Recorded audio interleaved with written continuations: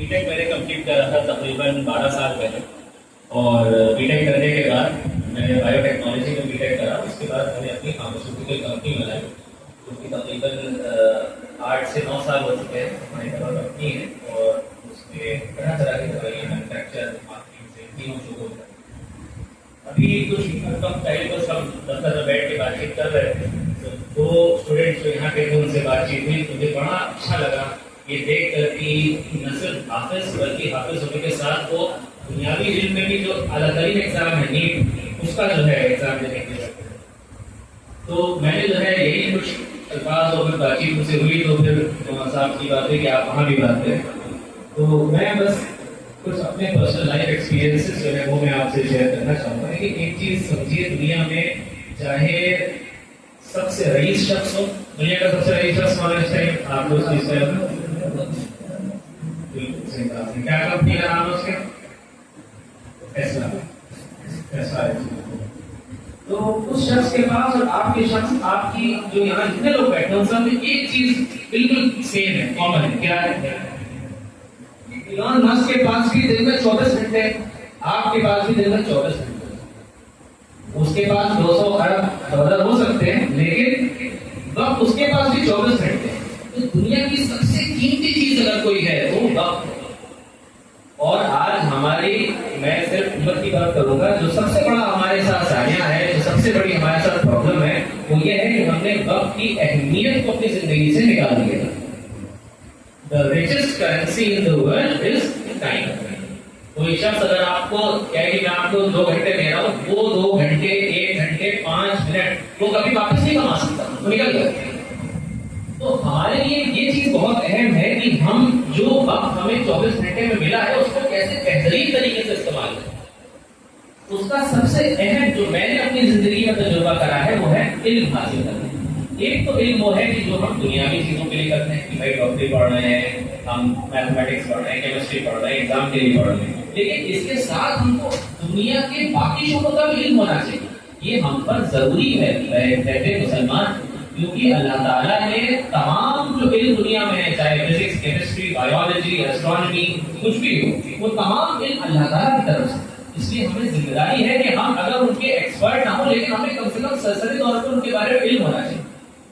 آپ ایک بہت، جو میں نے موجودہ اپنے دوستوں میں، مسلمانوں میں جب میں بیٹھتا ہوں، میں نے ایک بہت عجیب چیز دیکھی. یہ دیکھی جب آپ ان سے کتابوں کی بات کریں تو وہ سب کہیں گے کیا بری بات لگا رہی تھی، بڑی بہت کرنے والی بات ہے، کیا وہی کتابیں کون سا لکھتا ہے، انٹرنیٹ سے پڑھ لیں گے اس کو، کیا کرے اتنی موٹی کتاب کون پڑھے. یہ عام طور پر جملے ہیں. تو میں اپنے کاروباری دوست ہیں اور جو اپنے الگ الگ شعبوں میں دوست ہیں ان سے بات کرتا ہوں تو مجھے بہت تعجب ہوتا ہے. اس کا وجہ کیا ہے کہ ہمارا جو دور تھا جس کو اسلامک گولڈن ایج کہتے ہیں، وہ تھا آپ کے بنو عباس کی حکومت بغداد میں. آپ لوگ نے تھوڑی تھوڑی تاریخ پڑھی ہوگی. تو خلافتیں جو سب سے بڑی ہے بنو امیہ، بنو عباس. بنو امیہ میں جو ہے سب سے زیادہ مسلمانوں کی حکومت و سلطنت کا اضافہ ہوا، بارڈرز پھیلتے چلے گئے. حضرت ابی معاویہ کے خلافت میں سیریا کے ساتھ ساتھ پورا نارتھ افریقہ، مڈل ایسٹ، تھوڑا یورپ اور اس دنیا پہ بھی دھیرے دھیرے دھیرے دھیرے ہمارے بارڈر بڑھنے لگے.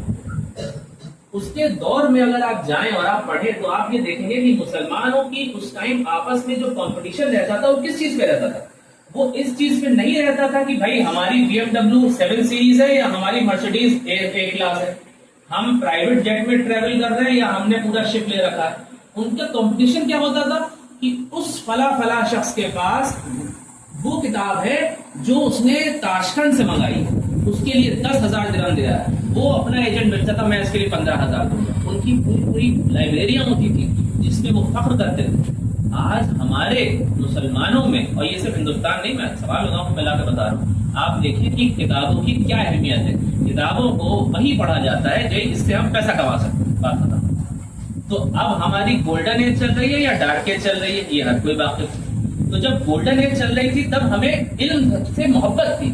ہم علم وہ نہیں پڑھتے تھے کہ جو ہمیں پڑھنا ہے. آپ اگر دیکھیں بڑی عجیب بات ہے، حضرت امام اعظم ابو حنیفہ رحمۃ اللہ علیہ وہ اتنے بڑے تاجر تھے اور اس تجارت کے باوجود وہ فقہ کے اور عالم دین کے اتنے بڑے عالم تھے تو اگر کوئی شخص آج کسی بزنس مین سے کہے کہ وہ بزنس مین بھی ہے اور وہ مفتی بھی ہے اور فقہ بھی پڑھ رہا ہے اور کتابیں بھی لکھ رہا ہے، کوئی تعجب ہی نہیں کرے گا کہ ممکن چیز نہیں سمجھی جاتی.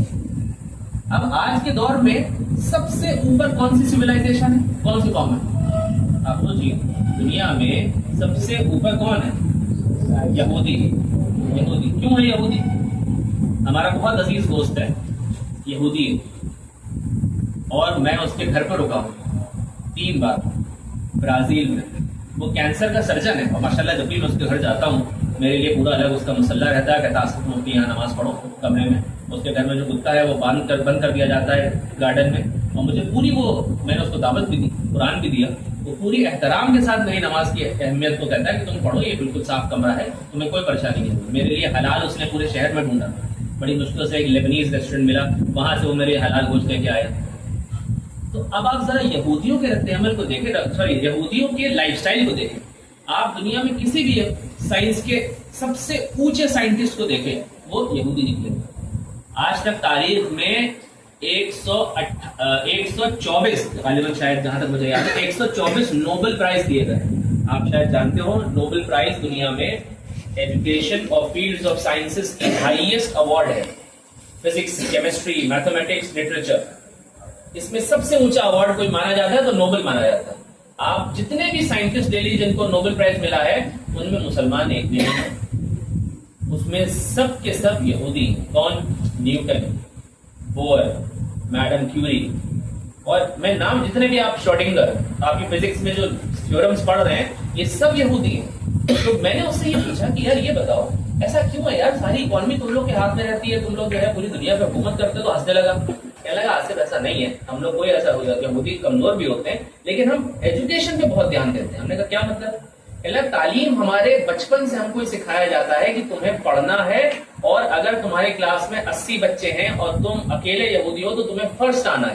یہ ہمیں بچپن سے سکھایا جاتا ہے کہ اکیڈمیکلی، کیونکہ تعلیم علم ہے. امریکہ کی اگر سربراہی پوری دنیا پر ہے، کیوں ہے؟ اس لیے ہے کہ اس کے پاس ٹیکنالوجیکل ایڈوانسمنٹ ہے، اس کو وہ سارے ٹیکنالوجی کے فارمولے اور ریسرچ اس کے بس میں ہے جو ہمارے ملکوں میں نہیں ہے. اور چائنا سے امریکہ کی جو لڑائی ہے وہ اس لیے نہیں کہ اس کے پاس پیسہ زیادہ آیا جا رہا ہے، وہ صرف اس لیے کہ علم کے میدان میں وہ آگے نکلا جا رہا ہے. چاہے وہ اے آئی ہو، چاہے وہ آپ کی کوانٹم فزکس ہو، چاہے کوانٹم کمپیوٹنگ ہو، چاہے ڈیپ اسپیس ہو.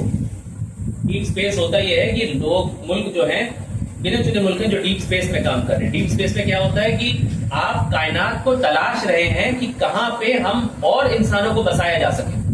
چائنا نے 2045 کا ٹارگٹ رکھا ہے کہ ہم مارس پر مکان بنا لیں گے اور لوگوں کو شفٹ کرنا شروع کر دیں گے. تو یہ کیسے کراؤں؟ آپ میں سے کتنے لوگ ہیں جو فیس بک چلاتے ہیں؟ ذرا ہاتھ اٹھائیے. فیس بک کون چلاتا ہے؟ اٹھا دیجیے، بے فکر ہو کر اٹھائیے. فیس بک چلاتے ہیں، انسٹاگرام چلاتے ہیں، یوٹیوب تو چلاتے ہوں گے. اب تو سب مولانا ہو کہ یوٹیوب پہ اسپیچز ہے. سچ نہیں بول رہے، سب چلا نہیں چلاتے تو بات غلط، مطلب صحیح ہے بات پڑھائی کی جگہ. میں آپ کو بتاؤں فیس بک کا جو فاؤنڈر ہے اس کا انٹرویو تھا، اس کے 2 بچے ہیں، ایک لڑکا ایک لڑکی. اس نے پوچھا، اس نے کہا نہیں میں اپنے بچوں کو سوشل میڈیا پہ نہیں جانے دیتا، نہ میرا بچہ انسٹاگرام پہ ہے، نہ فیس بک پر ہے، نہ گوگل، نہ یوٹیوب. اللہ میں اپنے ہر بچے کو ٹارگیٹ دیتا ہوں. کیا ٹارگیٹ؟ ہر ایک کو ایک کتاب دی جاتی ہے، ایک کتاب، چاہے وہ پولیٹیکل سائنس کی ہو، چاہے کیمسٹری کی ہو، چاہے ہسٹری کی ہو، چاہے جیوگرافی کی ہو.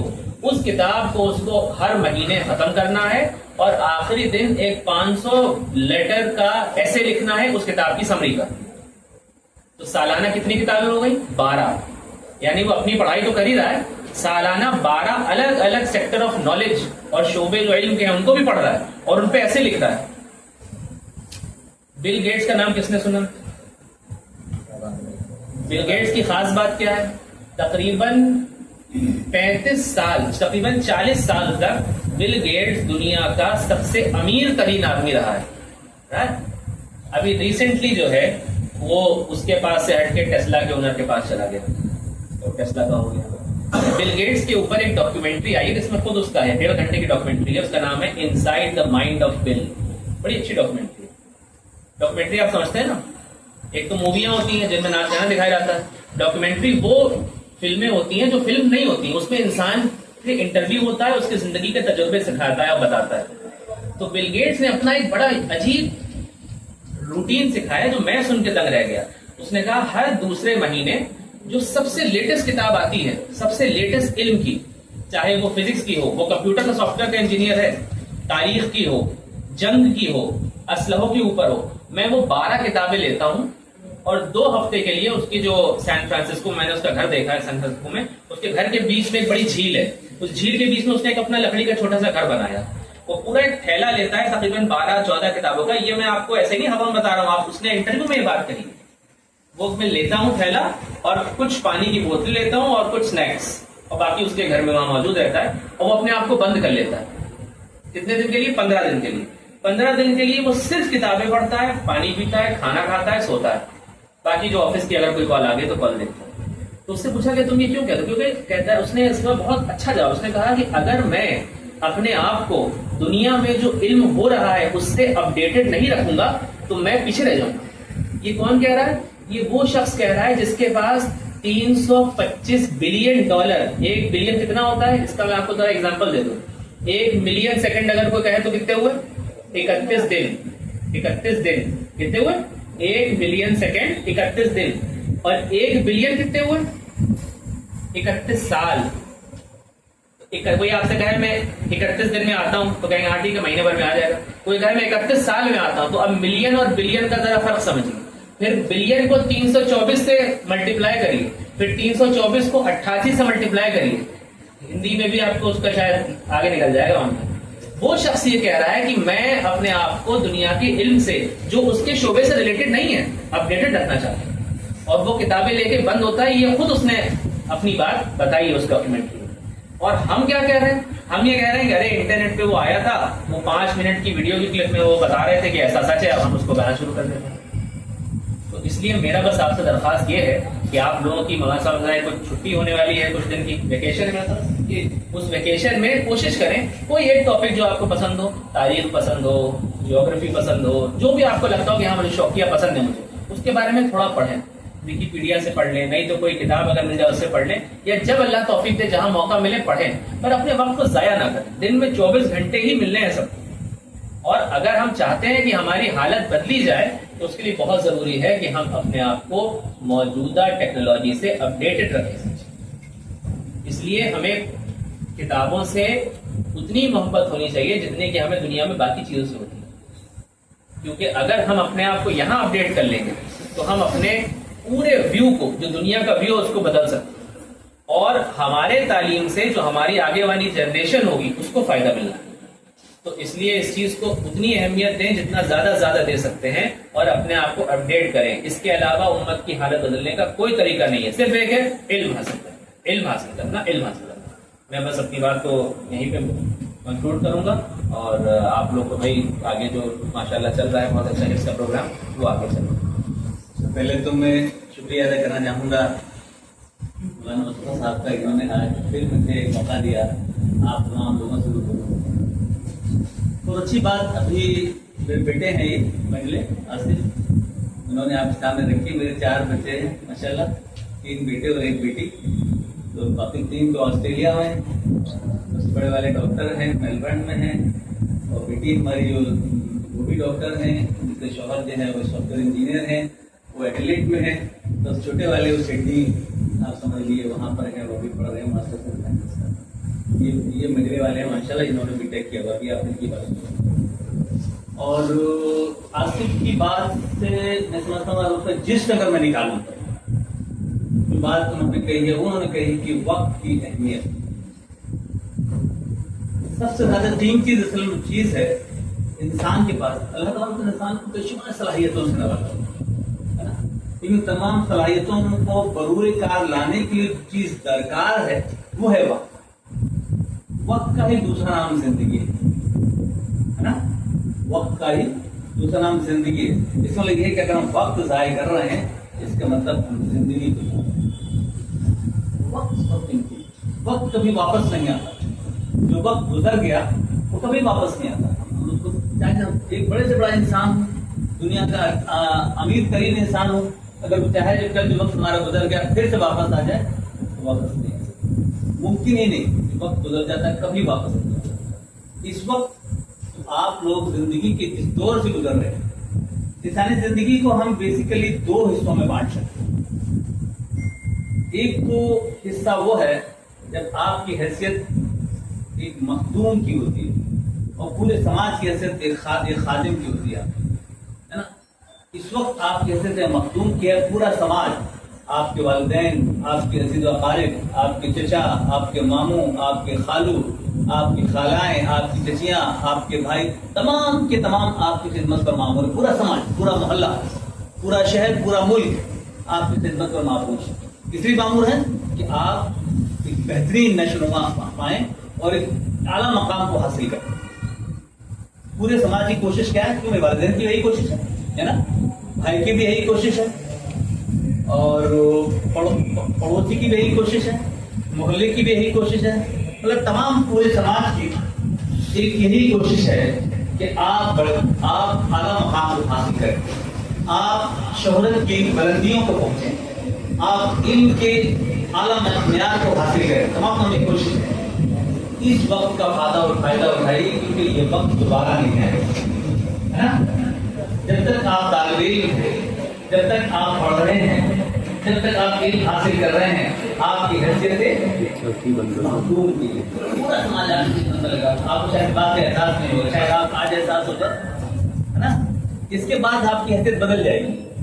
اب جس مقام کو بھی آپ پہنچیں گے، جس حیثیت کو بھی حاصل کر لیں گے آپ اس دور سے گزرنے کے بعد، وہیں سے پر آپ کی حیثیت ایک خادم کی ہو جائے گی. اب آپ کا کام ہو جائے گا کہ آپ سماج کی خدمت کریں ہے نا.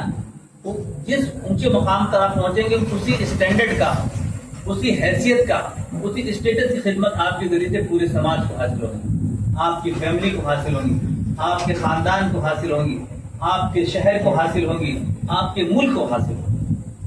تو میری بات میں اب بہت تفصیل میں نہیں جاؤں گا. آپ لوگوں سے یہی گزارش ہے کہ وقت کی اہمیت کو سمجھیں، اس دور کی اہمیت کو سمجھیں. یہ دور دوبارہ واپس نہیں آئے گا. ابھی پورا سماج، پورا آپ کی پورے خاندان آپ کی خدمت پر معمور ہے. آپ کو اونچا اٹھانا چاہتا ہے، آپ کو اعلیٰ مقام پر پہنچانا چاہتا ہے، آپ کو عزت کے اس مقام پر دیکھنا چاہتا ہے جو آپ کے والدین کو حاصل نہیں ہو سکی. آپ ان کے خوابوں کو پورا کیجیے. اس وقت کو غنیمت جانیے، اپنی صلاحیتوں کو، اپنے وقت کو اس میں کھپائیے، اس میں استعمال کریے اور اس مقام کو حاصل کریے جو آپ کے والدین کو، آپ کے جو خیر خواہ ہیں، جو وہاں تو آپ کو وہاں دیکھنا چاہتے ہیں. تو اس وقت یہ وقت واپس نہیں آئے گا. اس کی اہمیت ہم سمجھیں تو اس کو اپنی زندگی میں لاگو کریں.